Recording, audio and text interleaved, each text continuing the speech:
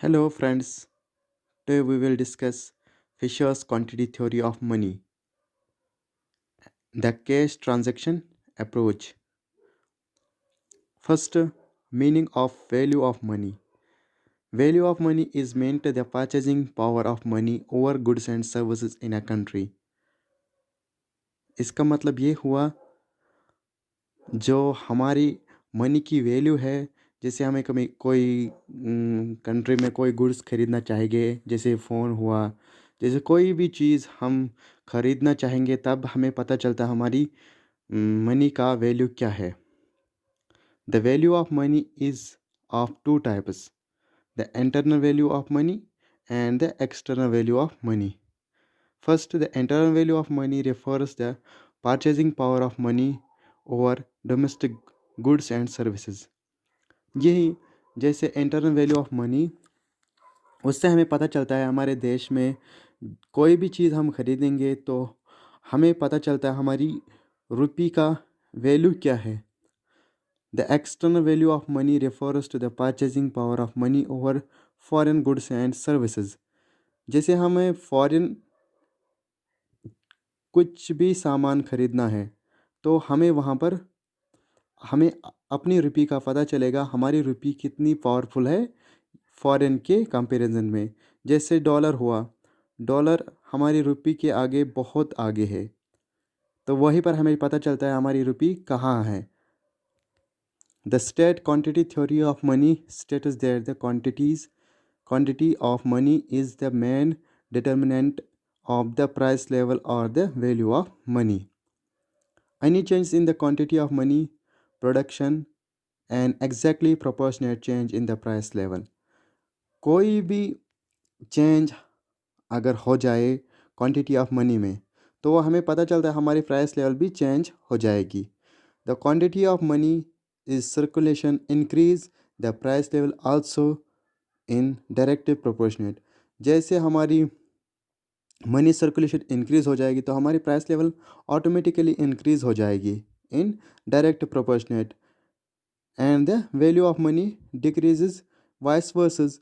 जैसे हमारी money decrease हो जाएगी वैसे प्राइस लेवल भी डिक्रीज हो जाएगी।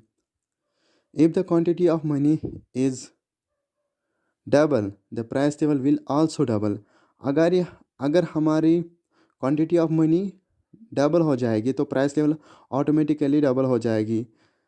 ये फिशर का कॉन्सेप्ट है, उसका कहना है। The value of money will be a 1/2। जो हमारी मनी का वैल्यू है वो 1/2 रहेगा।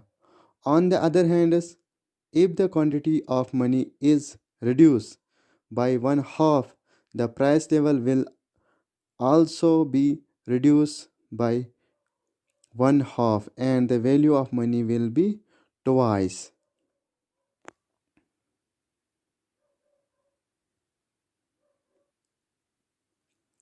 Fisher has explained his theory in terms of his equation of exchange. PT is equal to MV plus M dash and V dash.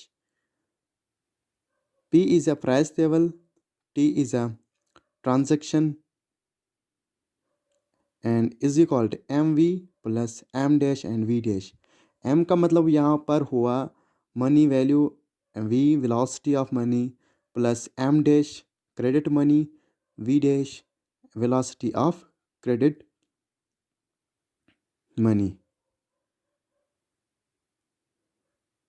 P is equal to MV plus M dash V dash upon by T। इस तरीके से भी लिख सकते हैं हम formula को, wire P is a price level और 1/P the value of money. M is equal to the total quantity of legal money or money supply. V, the velocity of circulation of money. M dash, the total quantity of credit money. V dash, the velocity of circulation of credit money. जो credit money होती है वो हमारे bank उसमें होती है, जहाँ velocity of credit money होती है वो भी हमारे बैंकों में ही होती है। टी का मतलब ये हुआ द टोटल अमाउंट, या इसको हम ट्रांजैक्शन ऑफ मनी भी बोल सकते हैं, total amount of goods and services exchange for money. अब हम इसको डायग्रामेटिकल समझ सकते हैं फिशर्स की कंसेप्ट को। First, positive relationship money and price. Positive में जैसे हमारी प्राइस लेवल या मनी सप्लाई इंक्रीज़ हो जाएगी, वैसे ही प्राइस भी इंक्रीज़ हो जाएगी, प्राइस लेवल भी इंक्रीज़ हो जाएगी। जैसे प्राइस लेवल डिक्रीज़ हो जाएगी, वैसे ही हमारी प्राइस मनी भी डिक्रीज़ हो जाएगी। P is equal to function relationship of money, M का मतलब हुआ मनी। अगर हम इन्वर्स में देखेंगे इसी को, इन्वर्स में अगर हम इसको देखेंगे, money supply and the value of money, तो जैसे हमारी इनकम, जैसे हमारी मनी बढ़ जाएगी तो वैसे डिमांड भी कम हो जाएगी।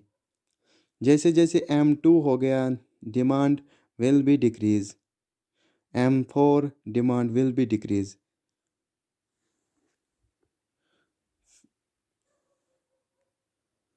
Price level P, M plus M dash provides the value of try remains unchanged. If M and M dash are double while V and V dash are T remains constant. P is also double but the value of money 1 upon by P is reduced of half. Effects of change in the quantity of money on the price level. When the quantity of money is M, the price level is a P. Assumption of the theory. P is a passive factor in the equation of exchange while affected by other factors. The proportionate of M dash to M remains constant.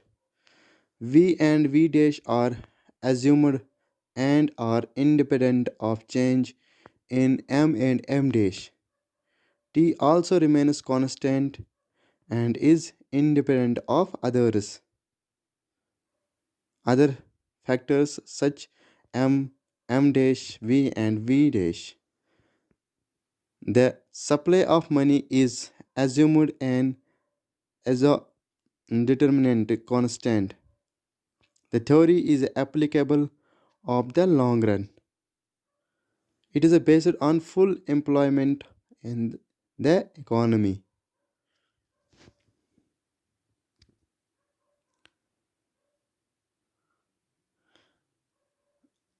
अगर अच्छा लगा हो तो like कर देना, subscribe कर देना। जय हिंद।